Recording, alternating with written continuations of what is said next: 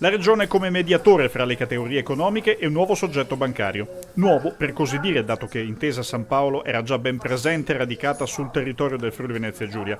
Ma questa resta una fase delicata di transizione dalle ormai ex Banca Popolare di Vicenza e Veneto Banca al grande istituto nazionale che le ha assorbite dopo le note vicissitudini. Era opportuno, insomma, che ci fosse una faccia a cui associare Intesa San Paolo sul nostro territorio e che vi fossero anche delle informative che devo dire sono state molto puntuali, che potessero mettere in condizione le nostre categorie economiche di comprendere con chi appunto dovranno avere a che fare nei prossimi mesi, nei prossimi anni. La Presidente regionale Deborah Serracchiani si è così seduta a Udine allo stesso tavolo del direttore regionale di Intesa San Paolo Renzo Simonato e di Gabriele Piccini, che per l'istituto segue il percorso di integrazione delle 60 filiali delle ex banche venete. Di fronte a loro alcuni rappresentanti delle locali categorie economiche. Con quale scopo? Intanto promuovere la conoscenza delle nostre categorie economiche da parte di Intesa San Paolo, che si presenta ora sul nostro mercato rilevando appunto quelle che erano posizioni precedenti della Popolare di Vicenza e di Veneto Banca, e ovviamente è stata una presentazione limitata al presente e al futuro, sia per quanto riguarda le imprese che per quanto riguarda